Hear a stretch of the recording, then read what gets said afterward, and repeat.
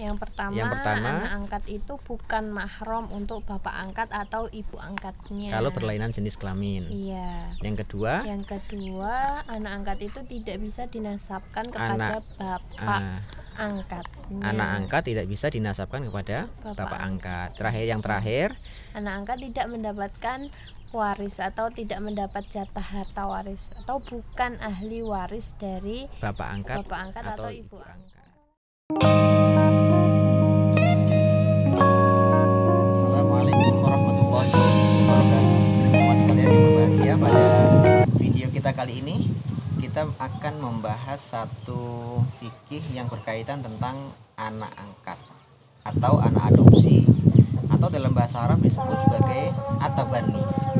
Nah, fenomena ini memang bisa dibilang tidak terhindarkan karena memang ada beberapa orang yang sudah berkeluarga cukup lama, sudah berumah tangga cukup lama, tapi memang Allah Subhanahu wa taala belum mengkaruniai seorang anak. Maka solusi untuk menenangkan hati biasanya ada solusi yang disebut dengan mengangkat anak atau dengan mengadopsi anak atau atabani dalam bahasa fikih yang disebutkan oleh para ulama. Nah, terus Fik, pandangan Islam tentang mengangkat anak atau adopsi itu bagaimana? Yang tadi saya sampaikan bahwa mengangkat anak itu ya fenomena yang tidak terhindarkan gitu, karena memang kebutuhan dalam arti baik dari sisi si anak yang tidak ada yang rawat kemudian diadopsi oleh orang yang mampu, atau memang dari sisi si orang tua yang nggak punya anak kemudian ingin mengangkat anak gitu. Jadi nggak masalah dong? Oh, nggak masalah, mengangkat anak itu sah-sah aja, nggak ada masalah, asalkan ada aturan-aturan syariat yang harus dipenuhi oleh kedua belah pihak, baik anaknya maupun orang tua yang mengangkat sebagai anak atau mengadopsi anak tersebut. Nah, terus kalau anak itu kan sudah diasuh nih sama orang tua angkatnya, orang tua barunya, nah itu boleh nggak dinasabkan ke orang tuanya? Itu kan ya udah dianggap kayak anak sendiri loh, berarti kan ya apalagi dia anak satu-satunya ya, dan dia udah lama menantikan buah hati, pasti kan sayang banget gitu. Ya udah kayak anaknya sendiri gitu. Baik, yang pertama gini Mi, bahwa anak angkat atau mengangkat anak atau mengadopsi anak itu ada hal yang harus dipenuhi. Yang pertama terkait tentang pernasaban. Jadi anak ini ketika bapak aslinya ada atau bapak aslinya ketahuan siapa orangnya, maka tetap wajib dinasabkan kepada bapaknya. Umpamanya ada anak yang baru kita angkat ini namanya Umar umpamanya. Kemudian bapak aslinya, bapak kandungnya itu namanya Usman. Berarti harus kita sebut dengan sebutan Umar bin Usman gitu. Nah, kebetulan bapak angkatnya ini namanya Abdullah. Tidak boleh itu Umar dinasabkan kepada Abdullah karena bapaknya ketahuan. Nah, tapi gimana kalau seandainya bapaknya ini nggak ketahuan, mungkin ketemunya anak angkat ini ada di panti asuhan atau di rumah sakit yang kemudian secara tiba-tiba ditinggal oleh orang tuanya. Artinya kan ini anak nggak ketahuan dari mana rimbanya gitu. Nah, yang seperti itu tetap harus disebut dengan kalimat fulan, mamanya tadi Umar kita kasih nama, kemudian nggak tahu bapaknya siapa, jadi sudah berarti Umar bin Fulan. Tidak boleh kita nasabkan kepada kita sebagai orang tua angkat. Hukumnya haram itu. Nah, kejadian ini juga pernah dulu terjadi terhadap diri Nabi Shallallahu Alaihi Wasallam. Mungkin ingat dengan ceritanya itu ya, yang Nabi mengangkat anak yang bernama Zaid. Padahal Zaid itu anaknya Harisah ya. Jadi ketika Zaid itu diangkat anak oleh Nabi Shallallahu Alaihi Wasallam, ternyata Rasulullah senang dengan anak ini, mungkin pintar, mungkin cerdas, cekatan gitu, sehingga karena rasa sayangnya Nabi kepada anak ini, sehingga namanya diganti menjadi Zaid bin Muhammad. Nah, dengan peristiwa itulah Allah Subhanahu Wa Taala menegur Nabi Shallallahu Alaihi Wasallam dengan ayat yang berbunyi wa ma ja'ala ad'iyaakum abnaakum. Sampai ayat bunyinya ud'uhum li'abaihim, panggillah anak-anak itu sesuai dengan nasab bapaknya gitu. Oh, jadi tetap harus dengan bapak kandungnya. Atau kalau bapak kandungnya masih ada. Kalau tidak ketahuan rimbanya di mana, cukup disebut Fulan bin Fulan gitu. Karena perintah Allah Subhanahu wa taala, dan itu sekaligus teguran Nabi ketika melakukan pemanggilan Zaid bin Muhammad yang seharusnya Zaid bin Harisah. Itu nggak boleh. Berarti itu realita itu nggak boleh dimanipulasi lah ya kasarnya. Nanti ketika anak ini sudah beranjak dewasa, mengerti tentang hukum, harus difahamkan bahwa ini bukan bapak aslinya atau bukan bapak kandungnya gitu. Sehingga nanti tidak terbalik-balik ketika penyebutan ketika mereka dewasa.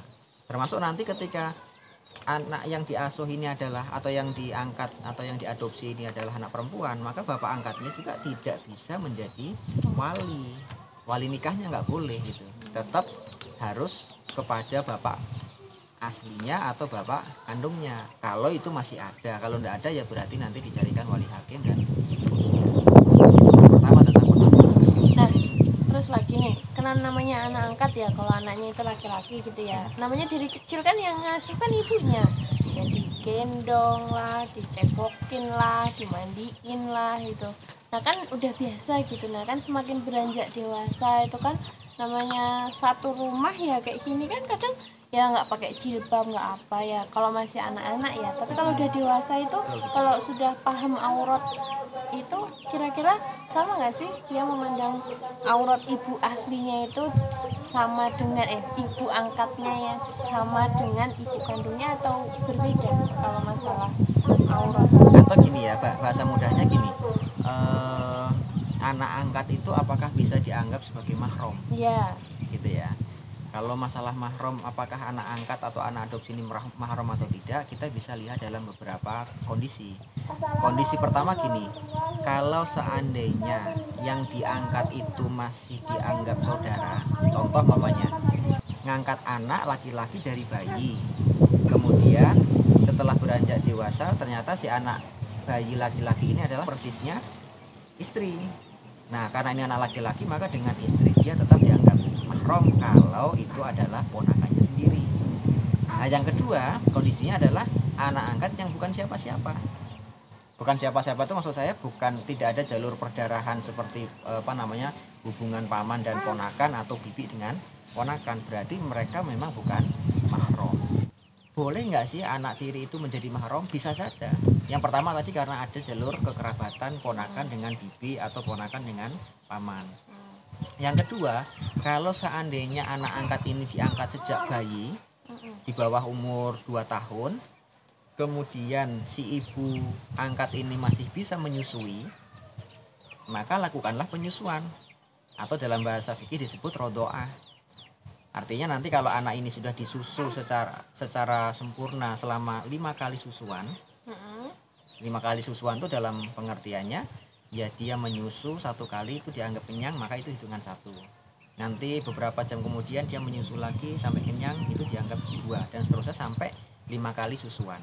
Nah kalau itu sudah dilakukan persusuan antara ibu angkatnya dengan si anak adopsi yang masih kecil itu di bawah usia 2 tahun, maka anak angkat itu atau anak adopsi itu sekarang dianggap sebagai mahram.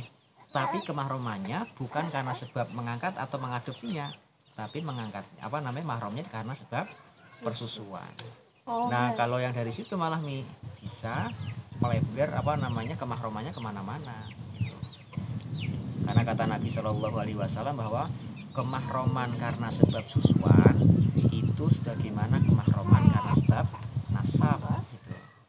Berarti kalau ibu angkat, kalau misalnya punya anak adopsi atau anak angkat laki-laki itu harus hati-hati dong berarti. Oh iya jelas. Nggak sembarangan buka aurat ketika iya. di dalam rumah, apalagi kalau anaknya udah bujang, udah dewasa. Ini yang banyak kecolongan gitu karena nganggap wah ini kan dari dulu saya yang nyipokin, saya yang mandiin. Tapi ketika anak ini sudah beranjak dewasa, maka dia sudah menjadi laki-laki dewasa. Karena tidak ada jalur mahram, maka tetap dianggap anak ini bukan mahram.